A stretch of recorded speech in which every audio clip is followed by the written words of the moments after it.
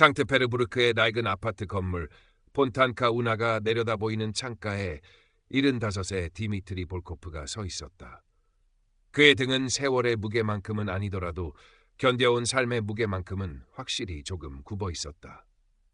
한때는 위험이 있었을 법한 그의 어깨는 이제 좁아 보였고 꼼꼼하게 다려진 낡은 정장만이 과거의 어떤 질서를 고집스레 붙들고 있는 듯했다. 그의 아파트는 그의 모습만큼이나 정돈되어 있었다. 먼지 한 톨 없이 깨끗했지만 사람 온기보다는 박물관의 유물 같은 냉랭함이 감돌았다. 벽에는 오래된 흑백 사진 몇 장과 이제는 빛바랜 붉은 표지의 증명서들이 걸려 있었다. 젊은 시절 국가를 위해 헌신했던 엔지니어로서의 자부심, 그것이 디미트리가 가진 전부였고 또한 그의 공허함의 근원이기도 했다. 창밖으로는 1990년대 후반 혹은 2000년대 초반의 상트페테르부르크가 숨가쁘게 변화하고 있었다.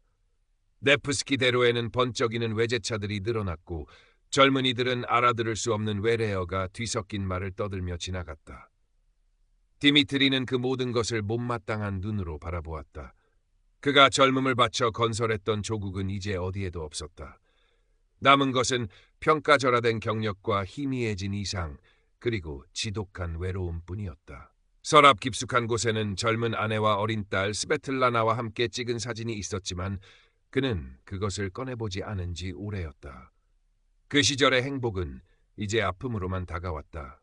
매일 아침 그는 같은 시간에 일어나 같은 방식으로 면도를 하고 빳빳하게 풀먹인 셔츠를 입었다. 그의 삶은 오차 없는 기계처럼 반복되었다.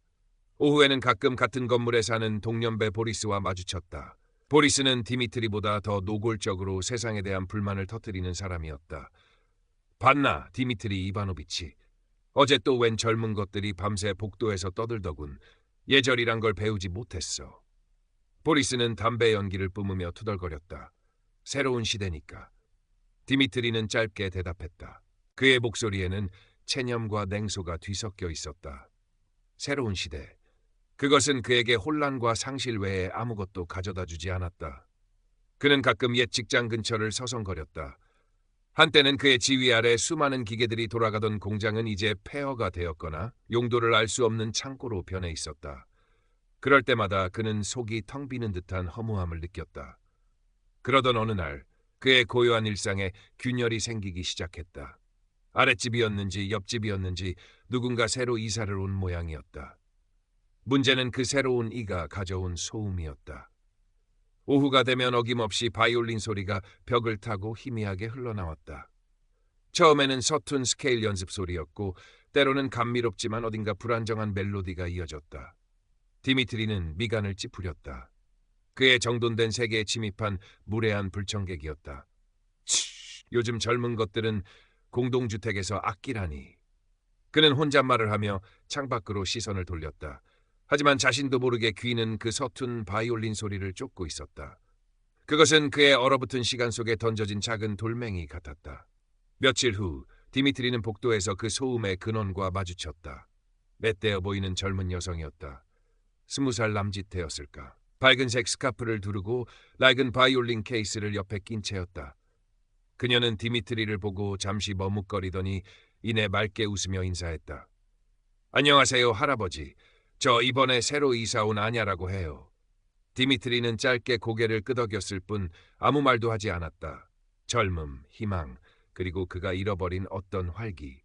아냐라는 이름의 젊은 여성은 그 모든 것을 상징하는 듯 보였다. 그는 서둘러 자신의 아파트 문을 열고 안으로 들어갔다.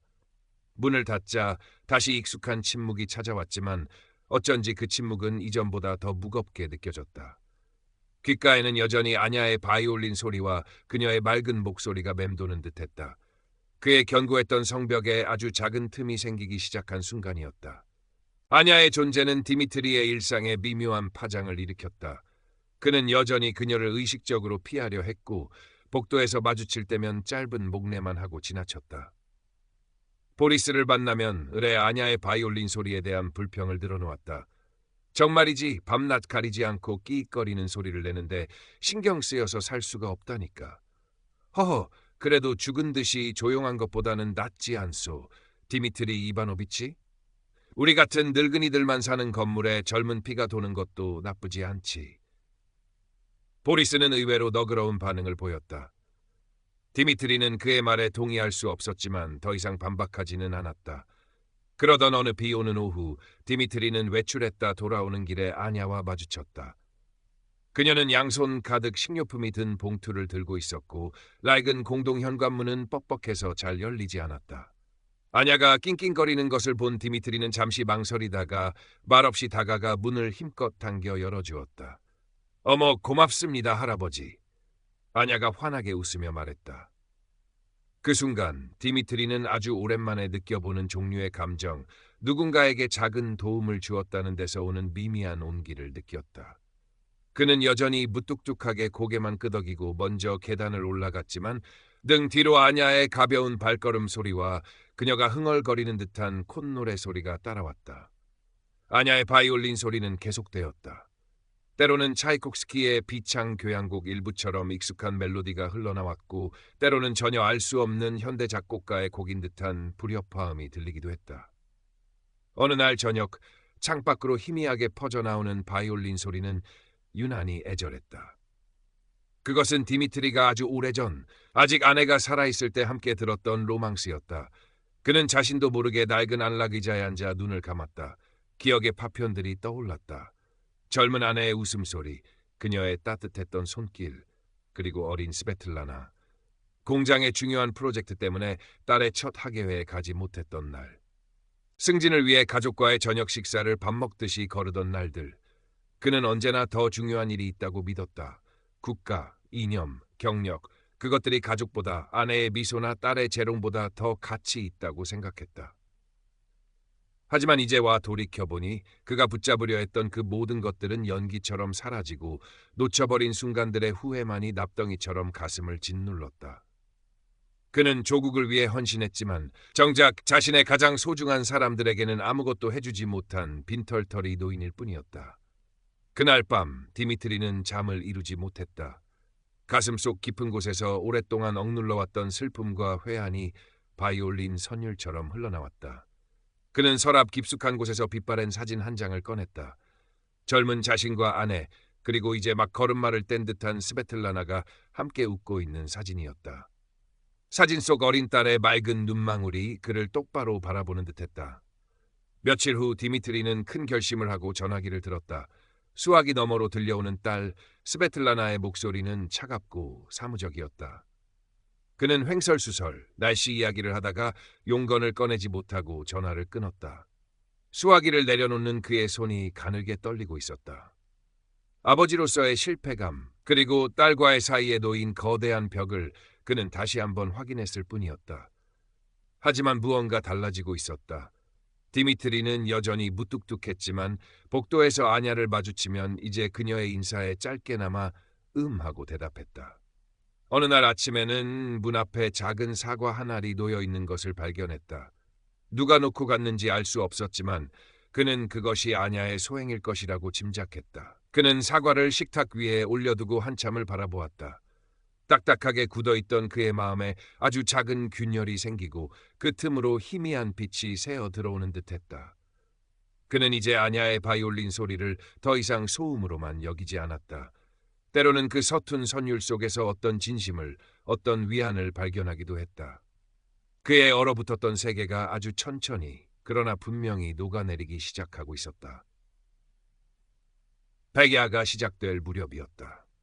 상트페테르부르크의 하늘은 밤늦도록 어스름한 빛으로 물들어 있었고 도시는 기묘한 활기로 술렁였다. 그 즈음 아냐가 건물 안뜰에서 작은 음악회를 열 거라는 소문이 돌았다. 보리스가 디미트리에게 그 소식을 전하며 퉁명스럽게 말했다. 그 꼬맹이 바이올리니스트가 오늘 저녁에 안뜰에서 연주를 한다더군. 시끄럽게 굴게 뻔하지만 뭐 구경이나 가볼 텐가? 디미트리는 대답 대신 창밖을 내다보았다. 안뜰에는 벌써 몇몇 주민들이 모여 있었고 아냐는 작은 의자에 앉아 바이올린 활을 조이고 있었다. 그의 마음속에서 갈등이 일었다. 자존심과 고립의 오랜 습관이 그를 아파트 안에 머물게 하려 했지만 다른 한편에서는 그 음악 소리와 사람들의 온기가 있는 곳으로 가고 싶은 미약한 갈망이 고개를 들었다. 바로 그때 디미트리는 안뜰로 들어서는 익숙한 인형을 보았다. 스베틀라나였다. 40줄에 들어선 딸은 여전히 그에게서 거리를 두는 듯한 경계심을 품고 있었지만 어쩐 일인지 그곳에 와 있었다.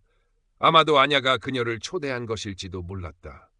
아냐는 디미트리와 스베틀라나의 소원한 관계를 어렴풋이 눈치채고 있었을지도 모른다. 디미트리의 심장이 세차게 뛰기 시작했다. 그는 잠시 망설였다. 수십 년간 쌓아 올린 방어벽 뒤에 숨을 것인가, 아니면 용기를 내어 한 걸음 내디딜 것인가. 그는 천천히 현관으로 향했다. 손잡이를 잡는 손이 떨렸다. 낡은 나무 계단을 내려가는 그의 발걸음은 무거웠다.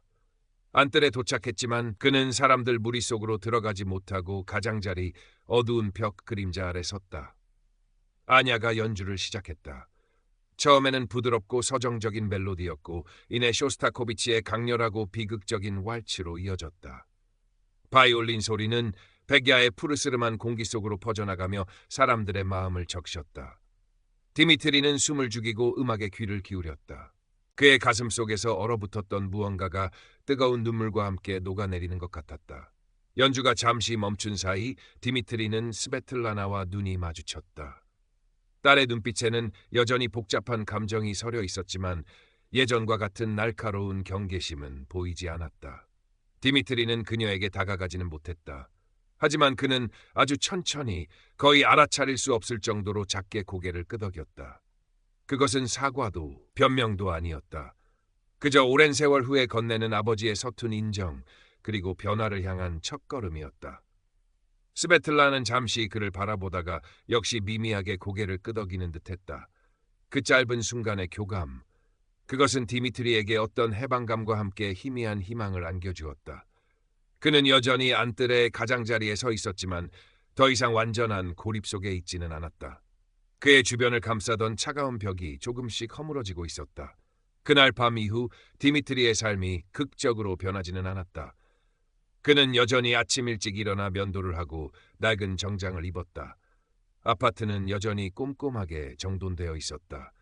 하지만 아주 미묘한 변화들이 그의 일상에 스며들기 시작했다. 그는 가끔 보리스와 그의 아파트에서 차를 마셨다. 예전처럼 세상에 대한 냉소적인 불평만 늘어놓는 대신 그들은 때때로 과거에 좋았던 시절이나 아주 사적인 고민거리를 조심스럽게 나누기도 했다. 디미트리는 여전히 말이 적었지만 그의 침묵 속에는 이전엔 없던 어떤 부드러움이 느껴졌다. 복도에서 아냐와 마주치면 그는 이제 짧게나마 그녀의 안부에 대해 묻기도 했다. 연습은 잘 돼가나? 혹은 어제 연주했던 곡 그 구절이 전보다 나아졌더군. 아냐는 그의 서툰 칭찬에 아이처럼 기뻐하며 조잘거렸고 디미트리는 희미하게 미소를 지으며 그녀의 이야기를 들어주었다. 그의 아파트 창문 너머로 들려오는 바이올린 소리는 이제 더 이상 소음이 아니라 그의 조용한 삶에 온기를 더하는 배경음악 같았다. 스베틀라나와의 관계에도 작은 진전이 있었다. 몇 번의 어색한 전화통화 끝에 그녀가 먼저 디미트리의 아파트를 찾아왔다. 그들은 식탁에 마주 앉아 차를 마셨다. 긴 침묵이 흘렀지만 그 침묵은 예전처럼 불편하거나 적대적이지 않았다. 디미트리는 서툴게나마 과거 자신의 잘못을 인정하는 듯한 말을 꺼냈고 스베틀라나는 그의 말을 묵묵히 들었다. 그들의 관계가 완전히 회복되기까지는 더 많은 시간이 필요하겠지만 적어도 서로를 향해 돌아앉아 있던 벽이 조금은 낮아진 듯했다. 딸이 돌아간 후 디미트리는 그녀가 놓고 간 작은 꽃병을 식탁 위에 올려두었다. 방 안에 희미하게 퍼지는 꽃향기가 그의 마음에 잔잔한 평화를 가져다 주었다. 어느 맑은 날 오후 디미트리는 폰탄카 운하 옆을 천천히 걷고 있었다. 햇살이 수면 위에서 부서지며 반짝였고 유람선이 한가롭게 지나갔다. 그는 더 이상 변화하는 도시의 모습을 못마땅한 눈으로 바라보지 않았다. 대신 그는 물 위의 빛